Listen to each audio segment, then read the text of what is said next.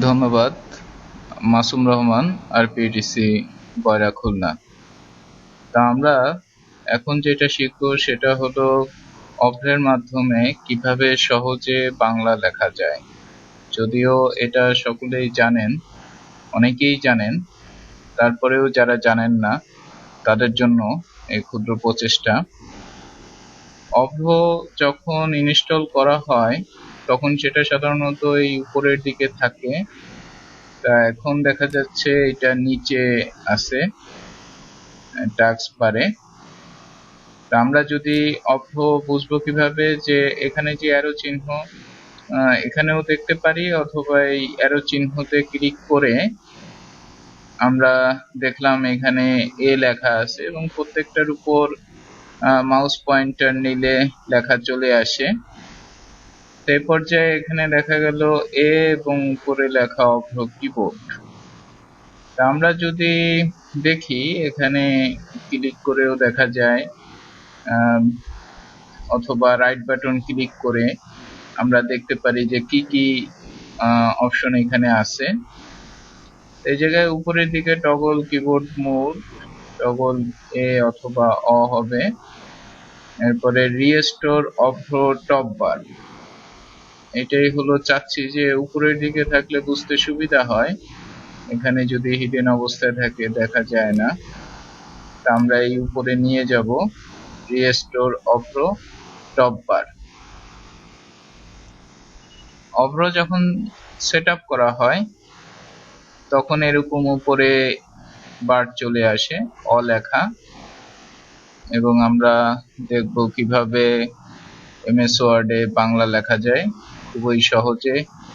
অর্থাৎ আমরা আগে যেভাবে মোবাইলে মেসেজে ইংরেজি লিখতাম, যে আমি যাব না বা আমি ওখানে যাচ্ছি, AMI, ওখানে OKHA, এভাবে আমরা লিখতাম, সেই একইভাবে অভ্রতে লেখা যাবে। এবং এইটাকে বলে ফোনেটিক। অভ্রর যে বাটন গুলো আছে প্রত্যেকটাতে আমরা ক্লিক করে দেখতে পারি এখানে টগল ওই নিচের মেনুই এসেছে।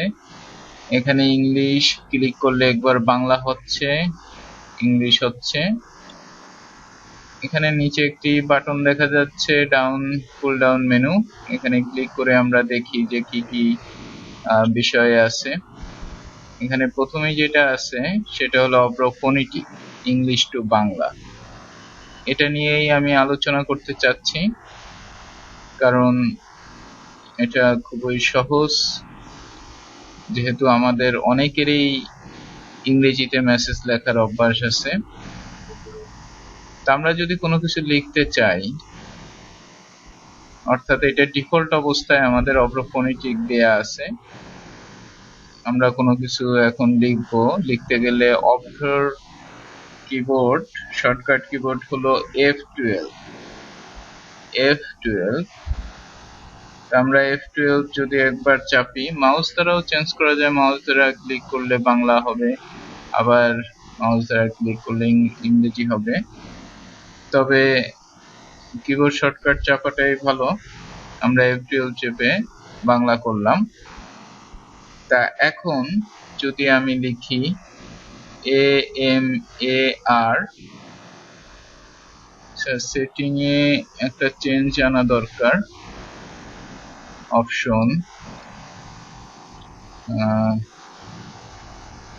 গ্লোবাল অভ্র ফোনেটিক, শো প্রিভিউ উইন্ডো, এটার একটু দরকার আছে, কারণ আমি কোন ইংরেজিটা লিখছি যাতে এটা শো করে। আমরা ফন্ট সাইজটা বাড়িয়ে দেই। আমার, AMAR, আমার। নাম, NAM, নাম। মাসুম, MASUM, মাসুম। রহমান, ROHO।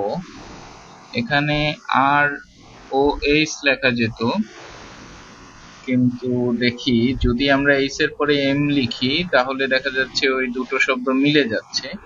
সুতরাং হটাকে ওখানে স্থায়ী করার জন্য আমাদের এর সঙ্গে ও যুক্ত করতে হবে। তাহলে হটা অন্য শব্দের সঙ্গে, অন্য অক্ষরের সঙ্গে মিলবে না। ROHOMAN রহমান। যদি RPATC লিখি, RARPITE,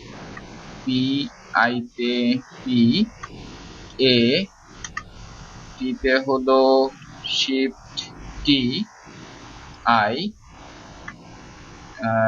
CSI, RPATC Khulna, KHULNA। Preview উইন্ডোটা এখানেও রাখা যায়, প্রয়োজন মাফিক এখানে। এখন বিষয়টা হলো যে আমি কিভাবে জানলাম যে কোন শব্দ চাপলে কি হলো, মানে কে চাপলে খ হচ্ছে, ইউতে খয়রসুকার, এল ফুল। এটা জানার জন্য আমাদের এই বাংলার ডান পাশে যেই অভ্র একটি বাটন আছে, Avro keyboard, view current keyboard layout, অর্থাৎ এখান থেকে আমাদের লেআউট গুলো চুজ করা যায়, কোনটাতে আমি কাজ করব। এখানে আরো অনেক লেআউট আছে, অনেকে মনির অপটিমায় কাজ করেন, অনেকে বিজয়তে কাজ করেন, তারা এই লেআউট চুজ করতে পারবেন। এছাড়া আমার যেই এখনকার যে লেআউট আছে অভ্র ফোনেটিক, সেই লেআউটটা দেখাবে ডান পাশের বাটনে ক্লিক করলে।